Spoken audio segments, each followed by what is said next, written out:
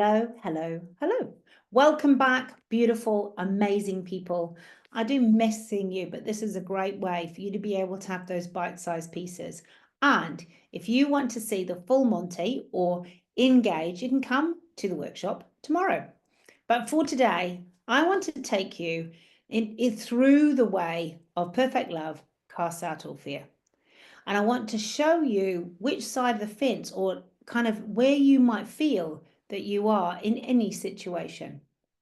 So the first thing I'm going to do is I'm actually just going to share the screen straight up and get into it, because the quicker we get into it, the quicker you guys can get moving. So bear with me while I share the screen. Don't want that one. So here we've got, you are familiar with this. This is something we have covered before. But the joy of this is the fact that perfect love drives out all fear.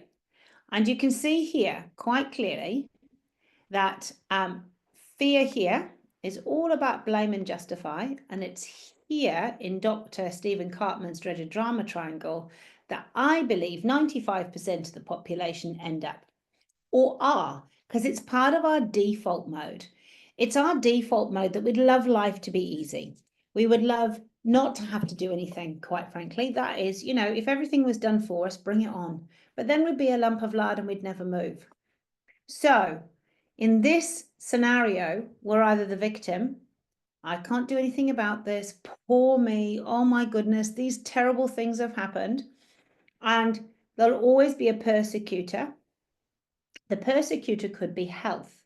You might be sick. Your persecutor could be a boss that you don't like. Your persecutor could be somebody in a relationship that you're not getting on with. But whatever it is, it's something that comes against what you believe should be happening for you. And then we've got the rescuer. Oh, don't worry, darling, I'll do this for you. They are caretakers. They take the care away. So in this dreaded drama triangle, which is all about fear, it's all based on power and fear. And fear stands for false evidence appearing real.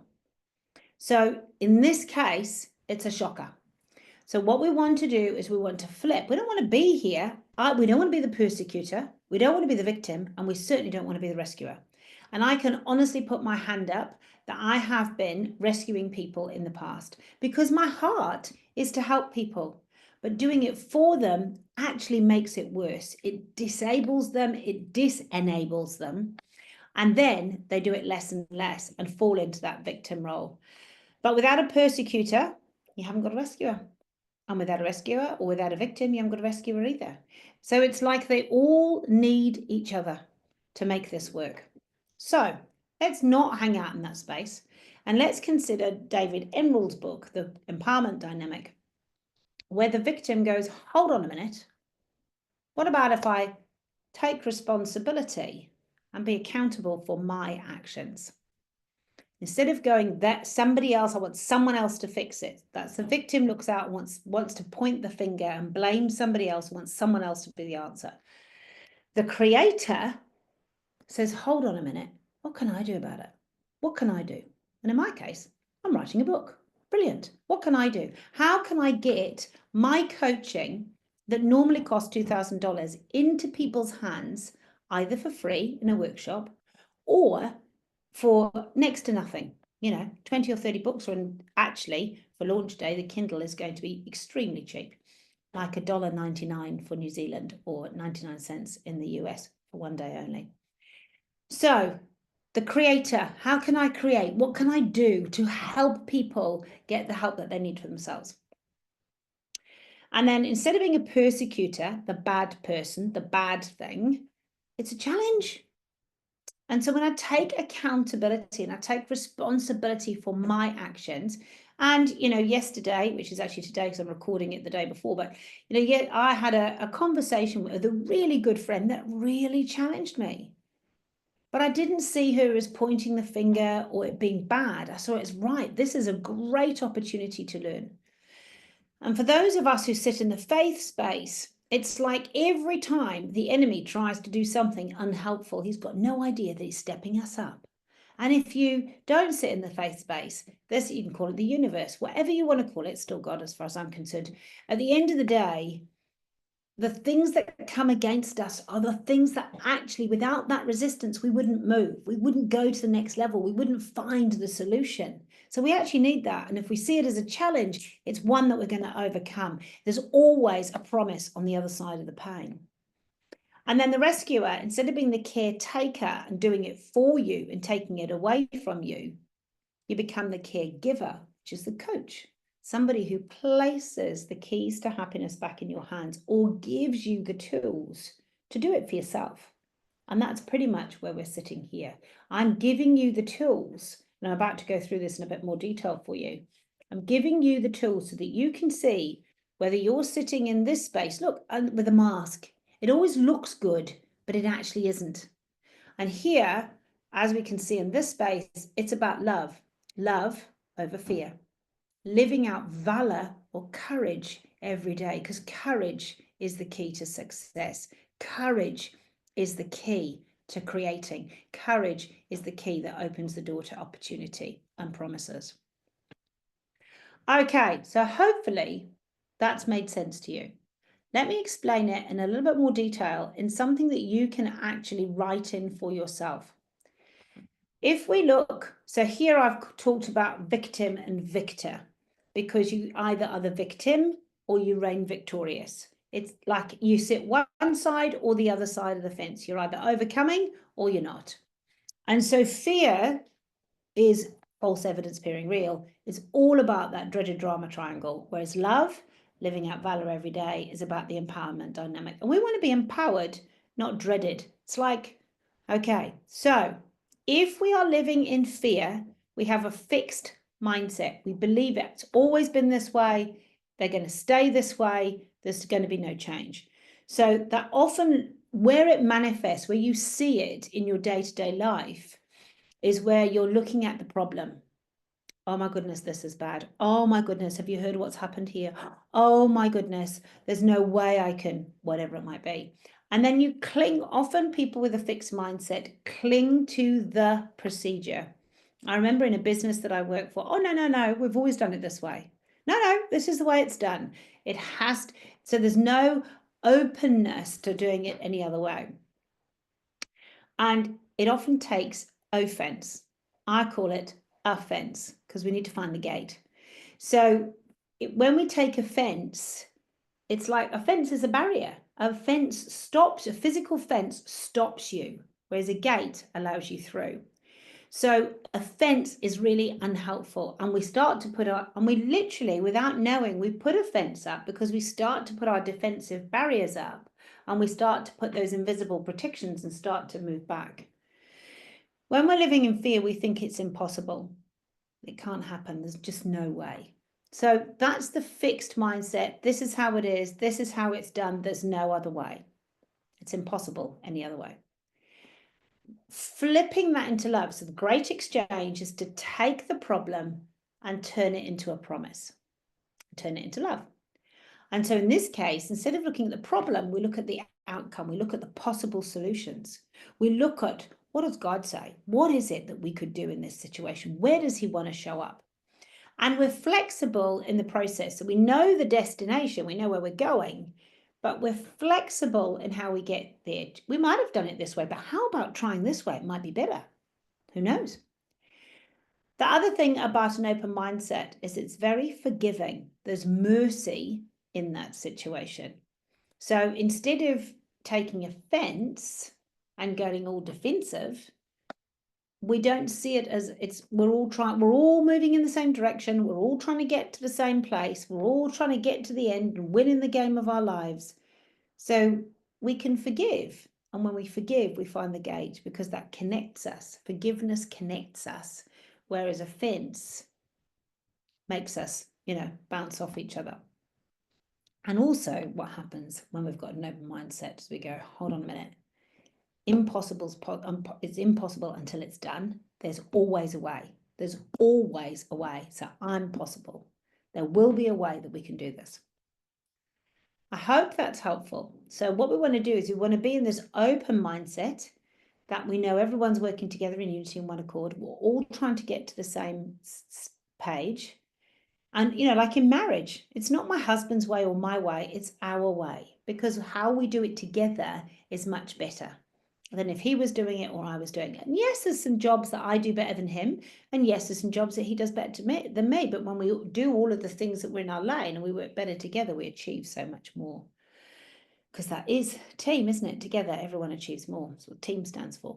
So if we're in this victim mindset or in fear, we think things happen to us. And what I mean when we look at that is we're comparing it to the ideal, the gap. Oh, I need to do, I've got a typo there. So instead of, we're comparing it to what we really want to be, and we're here and we're looking at this terrible gap between the two, because we're here and we want to be here. When things happen to us, it's stopping us get further. So we think it's terrible. When things happen to us, we've got no control and we're not taking responsibility. So we like, oh my goodness, you know, there are things that happen like a cyclone, and, you know, and I am not underestimating how dreadful that was for people. And some would have seen it as like, nobody's got control over cyclones or earthquakes or whatever. There's some horrendous things that do happen. And I'm not taking away from that. And we can't take responsibility for what happens, but we can take responsibility for what happens to us. So they don't take any, oh, well, no, I can't do this because of X, Y, Z. No. And often we think we have to. Oh, I have to go to work. I have to do, I have to walk the dog. I have to. And I have to, you feel like you're being pressured. You feel like, you know, there's no way out. You have to do it or somebody's going to die. You know, it feels like, and I'm exaggerating, obviously, but it's how we feel. And then you focus on what's wrong. So when things happen to you, you focus, you're putting your eyes on what's wrong, what's gone bad, what's unhelpful. When we're in love and thinking victoriously, the same thing, physical thing, can happen, a cyclone, an earthquake, whatever it might be. And then you go, hold on a minute, what can we learn from this? What can we gain? I watched, you know, it's also things happen because of me.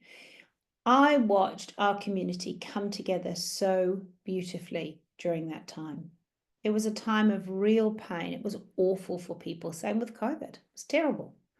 But I watched our community come together where we wanted to connect and be, and people took time for each other. It was amazing. And that was a gain. It was a gain to bring the community back together. And instead of going, oh my goodness, there's nothing we can do, it was like, right, what can we do? And we could get through to Taradale. We could take generators that we had. We could take gas bottles that we had. We could take chargers that we had so that people could have connection. So we looked at chili bins and ice blocks to keep things cold. So we looked at what we could do. And we got to do these things. You know, we got the opportunity we get to help people. We get to go and do these things. So it's we didn't have to, but we chose to and we got to. It was gold. And we focus on what's going well. Wow, we managed to achieve this today. Wow, we managed to achieve that today. Wow, what a difference that made. Because what we focus on expands. So we can focus on the problem or we can focus on the promise. The choice is ours. And the same situations happen. So they happen, the happenings happen.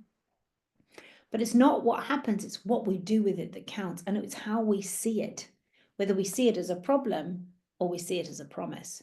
We see it as an issue or an opportunity.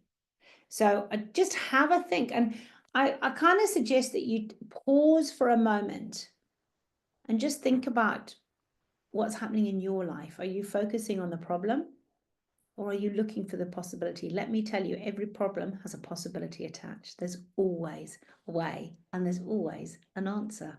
We just have to search for it and find it. I think that's scriptural where they say, seek and you will find. So victim, again, going back into fear. So it's about perspective. It's about how you see it or how you choose to see it. Some people see situations where they can't move, they can't do this, I can't go to church on Sunday, I can't possibly join your program, Sally, I haven't got any money, whatever it might be. And it may well be true. I'm not saying it's not, but I can't. And no, the problem is it's my wife, it's my husband, it's my dog, it's whatever, there's a problem. There's always a reason. There's a reason, always, why somebody can't do something. And you know what? It's there to break me. It's like everything's bad. So it's a little bit like we speak the negative over ourselves, and then that's what's happened. You know, like, oh no, I've got a disease or I've got something. And people do have that. Please don't take this the wrong way. This is not saying people don't have terrible things happen to them. But when we own it as it's ours and it's, I am anxious. It's the anxiety is there to break me. And there are people who are anxious. There's people I work with in this space all the time. So I'm not underestimating that. But when we speak it and claim it in fear, then actually that's where we go. And my heart here is not to have anyone either sick or anxious. And no, I can't change people's diagnosis. I can't, some of the things that have happened, but they look for a rescuer and then often find a persecutor. So they look for somebody to help them, and then they find that that person is actually the person that's unhelpful. So they find somebody who takes it away from them instead of giving them the tools to do it. Oh, I'll do that for you. I'll hang your washing out for you, whatever it might be. I'll drive you there, but then you don't learn to drive. It's like it's nuts. So in the love space, we go from I can't to how can I? How can I make a difference? How can I make this happen? How can I find a way? If we're exchanging the problem, it's what's the challenge? So we want to look for the promise, but it's like, what's the challenge? What's the upgrade? What is it that I'm not seeing? What is it that I'm missing that I need to see to give me the promise, to give me the solution? And instead of they're there to break me, it's there to build me. It's there to step me up. It's there, oh my goodness, this is an opportunity to go to the next level, to learn a new skill. I can tell you now, I have had more skills that I have learned on this journey of, writing a book than I've ever had, I think, in many other things. You learn a lot when you have children, you learn a lot when you go through, life stuff. But honestly, the process of learning, it's been like upgrade after upgrade because things have changed and things have moved. You're like, oh, that didn't go the way I expected it. And right now we're going through the challenge of the book is still not printed yet. 6 weeks after we ordered it, it is still not printed. So we know that it's going to happen. We are uplifting that situation. But it's like, if it's meant to be, it's up to me. I have been on the phone to Amazon, to KDP, to all the people that I possibly can be. And thank goodness there is actually a phone that you can phone, because so many times there's no help desk. It's just emails or put your little comment in this box or this comment in this box, or a bot. Started with a bot. That wasn't very helpful. But at the end of the day, I've persevered and gone through about 7 layers of authority and stuff to get to where we are today. So if it's up to me, it meant to be, it's up to me. And then instead of looking for somebody to do it for me, it's like you ask questions to gain understanding. And trust me, I have been asking so many questions of Amazon, of KDP, of the system, and also those that have gone before me, other publishers, self-publishers, other authors. So, we just are in this particular situation at the moment, but asking questions to gain understanding. And I did gain understanding, and we did find some new ways today. So bring it on, just quietly. And then the last one I want you to consider about is what you believe. What you believe in your heart. Do you believe that your life is always going to be the way it is now? And I challenge you with that, because if you believe that, and that's fine if you believe that, I challenge you, do you think you're the same as you were 10 years ago? Do you think you think the same and value the same things as you did 10 years ago or 20 years ago? Because often what happens when we look back, we realize that we've learned a whole heap and we're different today than we were yesterday. I'm very different now than I was 10 years ago. I was married to a different man, for starters. My children were still at home. They're not here anymore. They've flown the nest. So lots of different things have happened, but my perspective has changed. My outlook has changed. I gave my life to Jesus 7 years ago, so that's quite a different change. So, and then what happens is we're also going to, as much as we've changed behind us, we're going to change ahead of us. And we can't always see that. That's harder to see because it's not physical evidence. But you were going to change as much. You know, the reality is I might not be as physically fit as I am now in 10 years' time. I'm not actually looking forward to that. So I need to do some stuff now to make sure that I can be as fit as I possibly can. But when we live in fear, we do everything to stay safe. We put up boundaries and walls, and we put ourselves in our own prison cell without realizing, because all for staying safe. Oh, I can't possibly do that because something bad might happen. Oh, hold on a minute. I'm feeling a little bit off today. I'll stay at home all day. Like, seriously. Whatever it might be. And there are times when we don't feel well, and actually we shouldn't go out and share our bugs. So that's fine. But we put barriers up that actually aren't there, thinking we're keeping ourselves safe. And what it actually does is that we withdraw and we isolate through fear, you know, whatever it might be. And then past, present. People who live in fear often live in the past. Oh, do you remember when it used to be so nice? Now, not anymore. Do you remember? Oh my goodness, I used to be so good at this. I used to be so good at that. So everything's about the past. And also, what they also do, so that's like the best days were behind them rather than ahead of them. But also what they do is they live by their past. So if you've never been good at tennis, you can't possibly be good at tennis now, because my past tells me I've never been good at tennis. And let me tell you, if I'd lived in my past, I'd never have picked up a ball or a tennis racket. And I love my tennis. So whatever that is for you, you know, that holds you are, you know, and I'm not the best bicycle rider because I could never ride a bike as a kid, but I've learned to do that because I've actually given myself, you know what, I can learn to do this. If others can ride a bike, so can I. So we can stay in either space. And then again, if we want to step up into love, you know, I'm being renewed each day. I either win or I learn.